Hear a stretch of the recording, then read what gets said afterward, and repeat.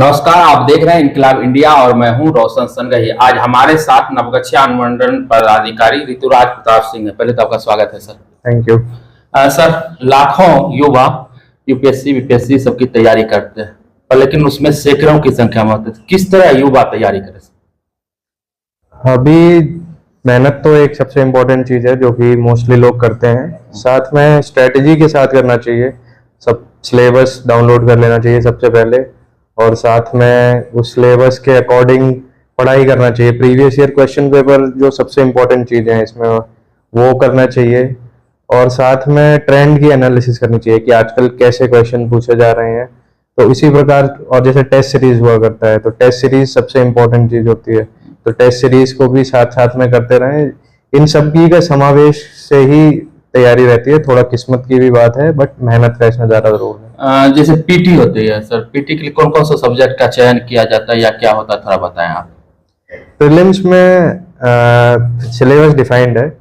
जो जो सिलेबस उसमें दिया गया है, geography, history, art and culture, science and tech, वो सब डिफाइंड सिलेबस है, और उन्हीं सब्जेक्ट्स को उनको पढ़ना है। उनकी स्पेसिफिक बुक्स हैं, उनके स्पेसिफिक टेस्ट पेपर्स हैं। जैसे एक दो बता दीजिए एग्जांपल के साथ। जैसे बुक्स हैं, जैसे लक्ष्मीकांत बुक हो गई है, वो पॉलिटी के लिए हो गई है। स्पेक्ट्रम बुक है, वो मॉडर्न हिस्ट्री के लिए। ये सारे सोर्सेज इंटरनेट पे बहुत आसानी से उपलब्ध हैं, कोई भी डाउनलोड कर सकता है।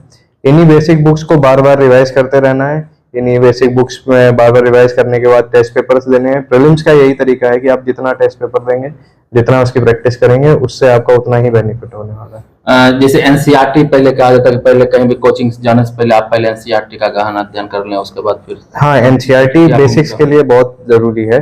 अगर किसी का बिल्कुल बैकग्राउंड नहीं है इस फील्ड में, और जिसका इंजीनियरिंग बैकग्राउंड है, मेडिकल बैकग्राउंड है, जो कि आर्ट साइड से नहीं पढ़े हैं, तो उनको शुरू करने से पहले एक बार एनसीईआरटी को पढ़ लेना चाहिए, जिससे उनका बेसिक तैयार हो सकता है, और उसके बाद फिर फर्दर बड़ी बुक्स पे स्विच करना चाहिए। कितना मार्क्स का होता है सर एग्जाम प्रीलिम्स का?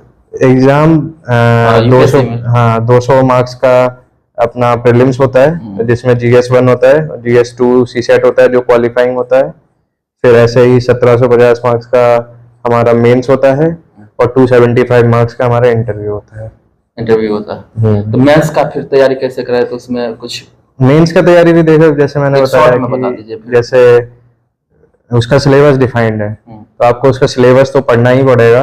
पूरा पीटी के बाद फिर आपको सिलेबस चूज करना पड़ेगा ना? पीटी नहीं, सिलेबस फिक्स है उसका। आपका एक ऑप्शनल डिसाइड करना पड़ता है, तो ऑप्शनल आपको खुद से डिसाइड करना पड़ेगा पहले ही। और बाकी जो GS 1 2 3 4 उसका सिलेबस फिक्स है, तो उससे रिलेटेड बुक्स पढ़नी है, उससे related previous year question papers पढ़ने हैं। आपके पास हर टॉपिक के नोट्स होने चाहिए। जितने भी उसमें टॉपिक मेंशन्ड है, उन टॉपिक को, हर टॉपिक के आपके पास एटलीस्ट एक पेज का नोट होना चाहिए फाइनल में।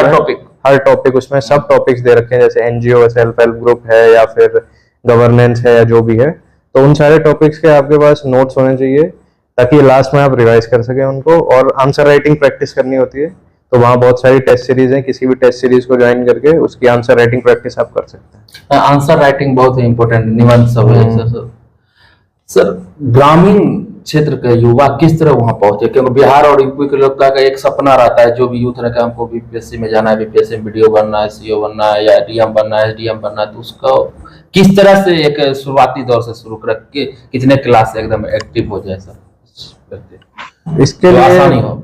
हाँ, मतलब ऐसे एक्टिव होने का कोई बहुत ये नहीं है कि आप हमें एक स्टार्टिंग से कर दीजिए। जैसे मैंने ग्रेजुएशन के बाद पढ़ना शुरू किया था, तो जिसका जिस फील्ड में इंटरेस्ट है, अगर उसको पहले से लग रहा है तो वो ग्रेजुएशन के टाइम पे पढ़ाई शुरू कर सकता है।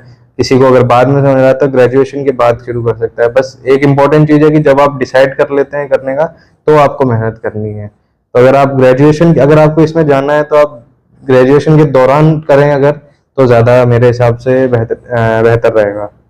आप कहाँ तैयारी किए थे सर? मेरी तैयारी, मैंने ऑनलाइन क्लासेस खरीदी, क्योंकि उस टाइम पे कोविड का ड्यूरेशन था, तो ऑफलाइन क्लासेस थी। दर्शकों के लिए एक आप उदाहरण है कि कोचिंग नहीं, ऑनलाइन के तो भी कर सकते हैं। हाँ, ऑनलाइन, लेकिन मैंने क्लासेस ली थी, कोचिंग किया था मैंने, और ऑनलाइन क्लासेस की थी मैंने। उसमें ऑनलाइन क्लासेस होती थी, उसमें लेक्चर्स होते थे, मैं लेक्चर्स को पढ़ता था, उनके नोट्स बनाया करता था, और फिर बाद में जब प्रीलिम्स होने के बाद तब मैंने दिल्ली जाकर तैयारी करी। कितने बारीकियों के साथ सर किए? डेली रूटीन तो पढ़ाई करनी ही पड़ती है, और मेहनत ऐसा है कि अगर आप किसी फील्ड में जाते हैं तो बिना मेहनत के तो रिजल्ट नहीं मिलता है।